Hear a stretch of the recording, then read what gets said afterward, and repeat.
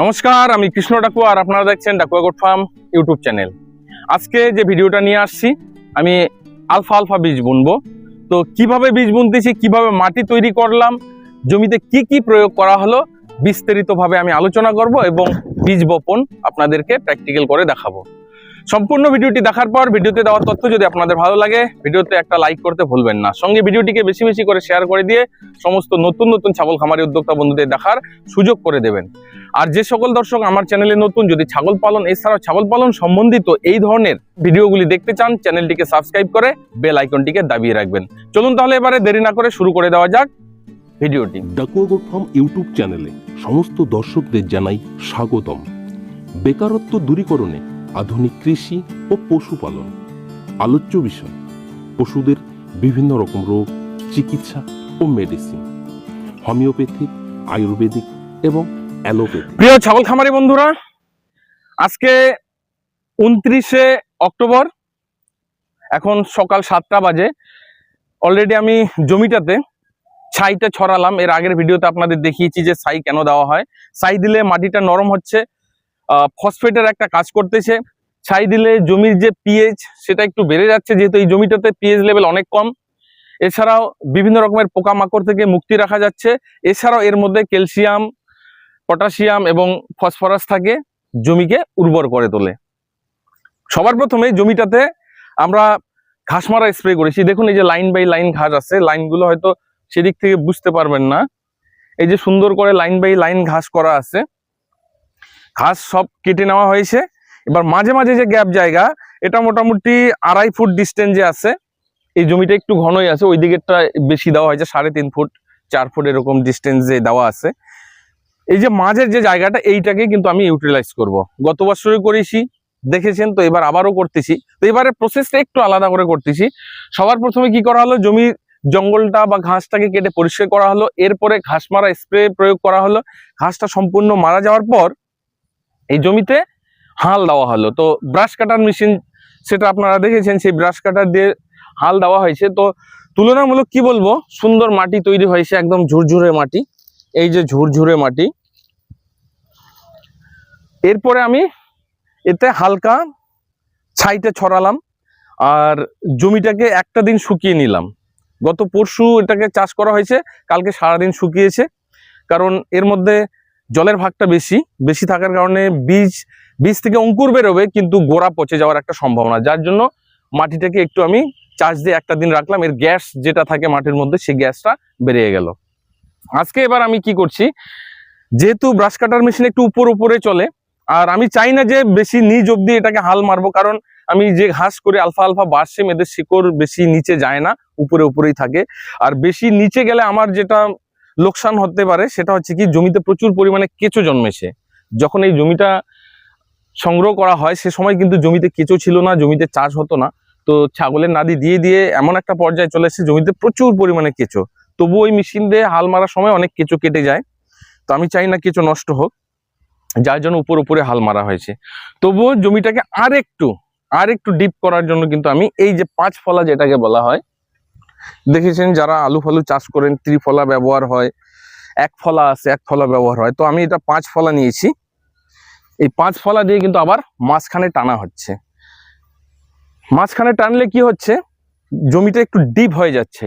তো এটা আমি আজকে 1 ঘন্টার মধ্যে আশা করি টেনে দেব। প্রায় এখানে কাটা 3 থেকে 4 কাঠার মতো হবে। টেনে দেবো, টেনে দিয়ে মোটামুটি ঘন্টা 2 শুকিয়ে যাবে। এরপরে বিকেলের দিকে আমি বীজটা ছড়াবো। তো চলুন এবারে এটা আগে টেনে দেওয়া যাক।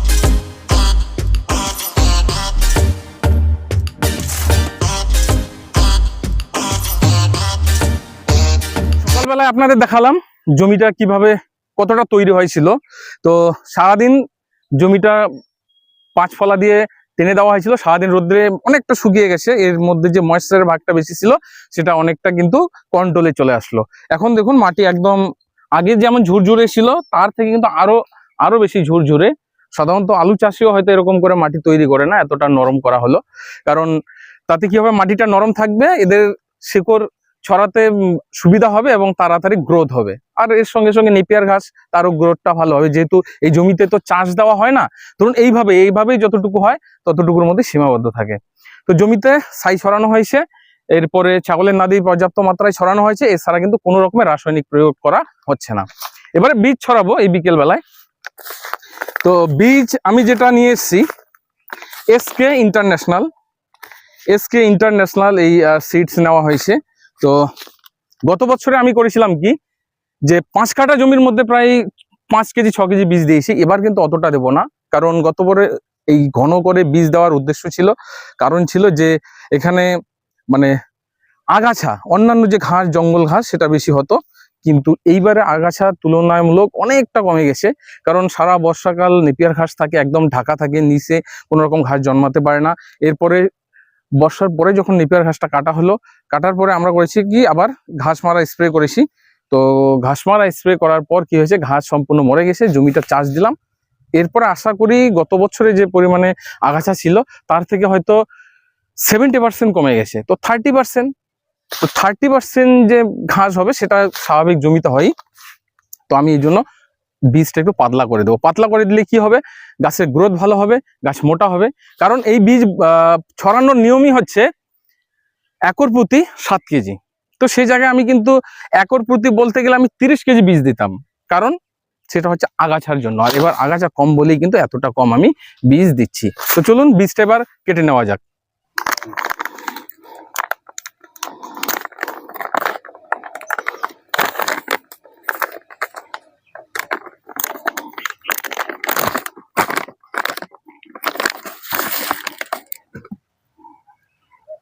পরিষ্কার বোঝা যাচ্ছে?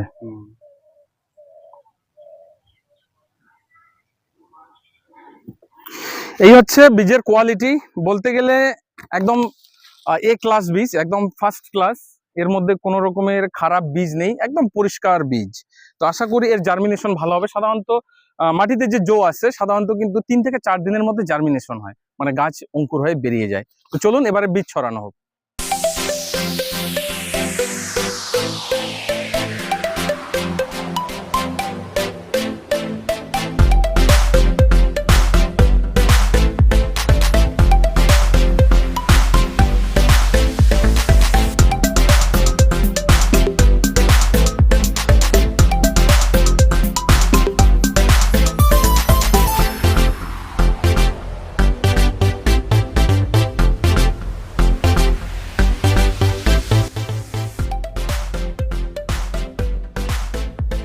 বীজ বোনা হয়ে গেল, তো বীজটা উপরেই থাকলো, একে মই দিয়ে এখন আমরা বীজটাকে মাটির নিচে দিয়ে দেবো। কারণ যদি উপরেই থাকে রোদ পাবে, আর রোদ পেলে জায়গাটা শুকিয়ে যাবে, জার্মিনেশন হবে না। তো বীজটাকে নিচের মধ্যে দিতে হবে। তো এখানে মই দেবো কিভাবে, অনেকে ভাবছে এখানে কিভাবে মই দেবে, ঘাস আছে। তো মই দেওয়ার জন্য কিন্তু আমরা এই জিনিসটা ব্যবহার করি, এটা লোহার তৈরি। এটা দিয়ে যে জঙ্গল ফঙ্গল হয় সেটাকে টেনে টেনে এক জায়গায় জড়ো করা হয়। তো এটা দিয়ে আমরা কিন্তু এখন মই দিয়ে দেবো, মই দিয়ে লেবেল করে দিচ্ছি।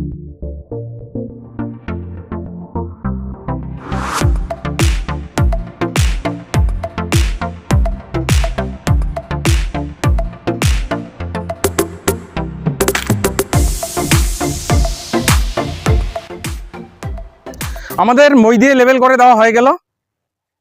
তো 2-3 দিনের মধ্যে এবার বীজ জার্মিনেশন হয়ে যাবে। কেমন লাগলো ভিডিওটি অবশ্যই কমেন্ট বক্সে কমেন্ট করে জানাবেন। আরো যদি কোনো বিষয়ের উপর ভিডিও দেখতে চান সেটাও কমেন্টে লিখবেন, আমি চেষ্টা করব আপনাদের কমেন্টের উপর নির্ভর করে ভিডিওগুলি বানানোর জন্য। তো আজকের ভিডিওতে আর সময় নিচ্ছি না, এখানে বিদায় নিয়ে নিচ্ছি। পরবর্তীতে নতুন আরেকটি ভিডিও নিয়ে আপনাদের সামনে হাজির হব। ততক্ষণে আপনারা সকলে ভালো থাকুন, সুস্থ থাকুন। জয় হিন্দ, জয় ভারত।